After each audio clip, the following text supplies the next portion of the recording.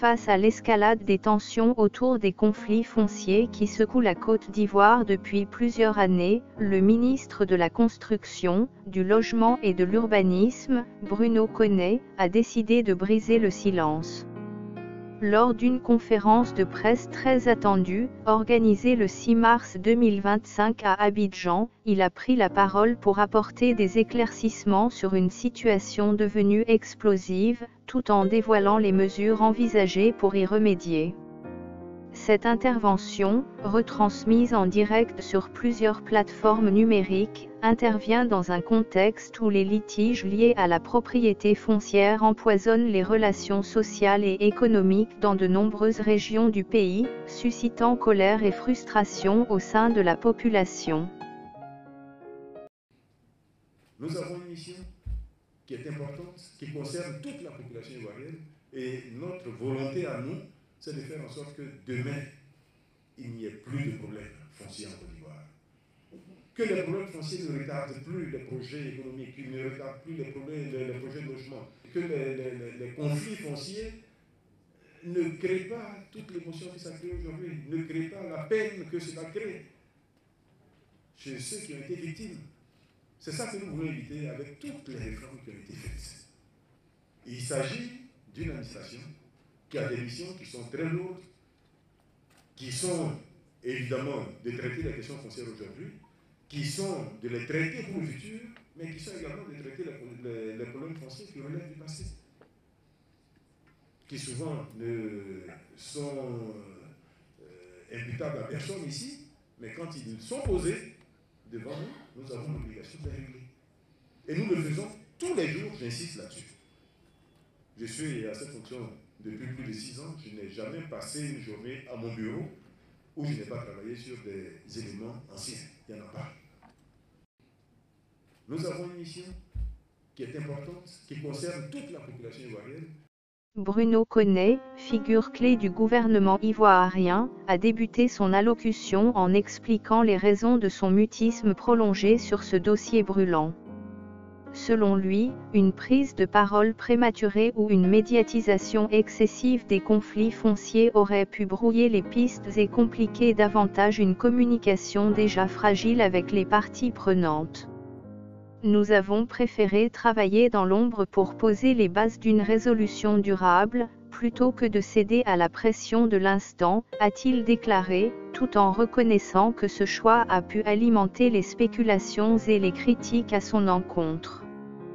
Cette justification, bien que rationnelle, n'a pas manqué de susciter des réactions mitigées parmi les observateurs, certains y voyant une tentative maladroite de se dédouaner face à une crise qui a pris des proportions inquiétantes.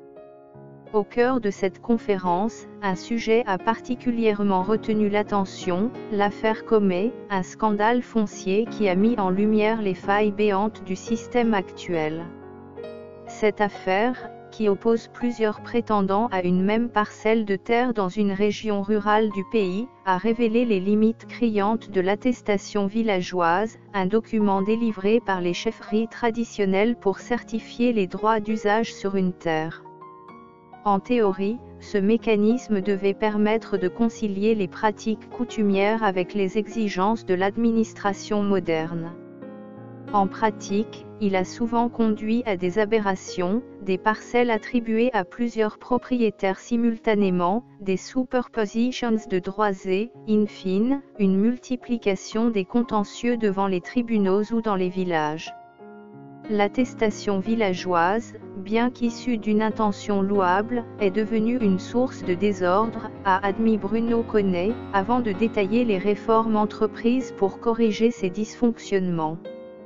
Pour remédier à cette situation chaotique, le ministère de la Construction, du Logement et de l'Urbanisme a mis en place une mesure phare, l'attestation de droit d'usage coutumier, ADU.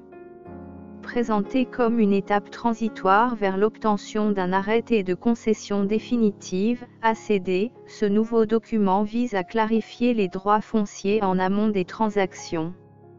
l'ADU permettra de sécuriser les terres coutumières tout en facilitant leur intégration dans le système formel, a expliqué le ministre, insistant sur l'objectif de réduire les conflits à la source.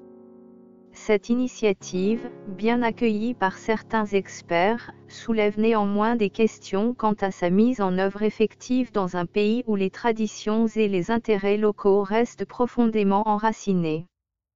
Comment garantir, par exemple, que les chefferies elles-mêmes adhèrent à ce dispositif et cessent de délivrer des attestations parallèles?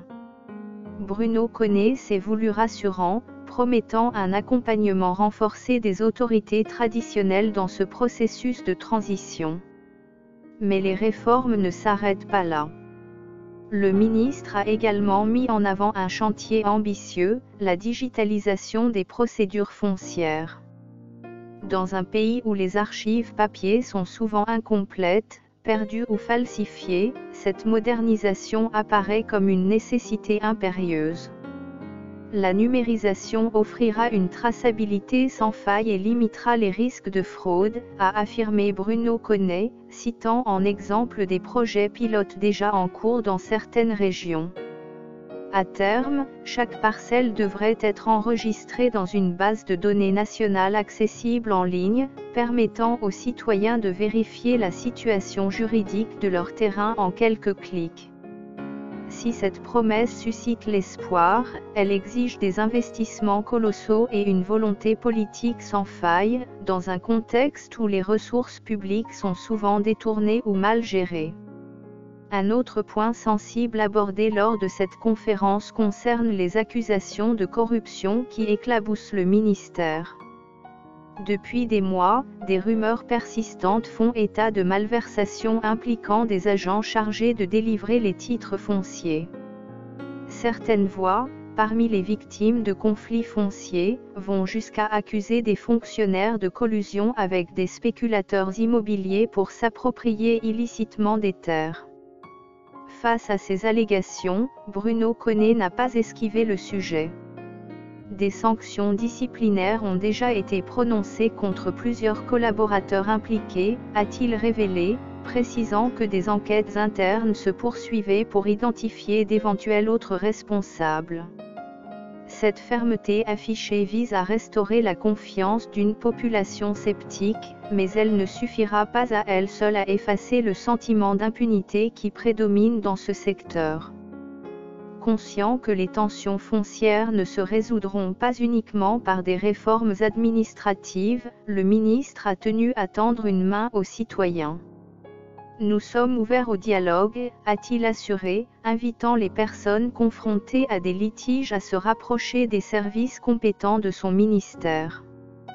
Des guichets d'information et d'accompagnement devraient prochainement être déployés dans les préfectures et les mairies, une initiative saluée par les associations de défense des droits fonciers. Cependant, cette annonce soulève une interrogation légitime, les structures locales, souvent sous-équipées et débordées, seront-elles en mesure de répondre à la demande croissante ? Enfin, Bruno Koné a profité de cette tribune pour clarifier un dossier qui alimente les titulaires de la presse depuis plusieurs semaines, le litige entre la Société des Transports Lagunaires, STL, et l'influente femme d'affaires Martine Coffey-Studer. Alors que certains commentateurs avaient suggéré une implication de son ministère dans cette affaire, le ministre a tenu à mettre les choses au point. Ce différend relève exclusivement du ministère des Transports et n'a aucun lien avec mes attributions, a-t-il tranché, renvoyant ainsi la balle dans le camp de ses collègues gouvernementaux. Cette précision, bien que technique, illustre la complexité des intrications entre les différentes administrations dans la gestion des dossiers fonciers.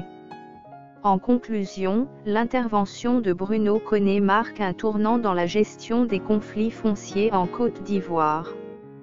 Entre réformes structurelles, promesses de transparence et appel au dialogue, le ministre tente de reprendre la main sur un dossier qui menace la stabilité sociale du pays. Pourtant, malgré ces annonces ambitieuses, le chemin reste long. La réussite de ces mesures dépendra de leur application concrète sur le terrain, dans un contexte où les intérêts divergents traditionnels, économiques, politiques continuent de s'affronter. Alors que les Ivoiriens attendent des résultats tangibles, une question demeure: ces efforts suffiront-ils à apaiser les tensions et à rétablir la confiance dans un système foncier à bout de souffle ?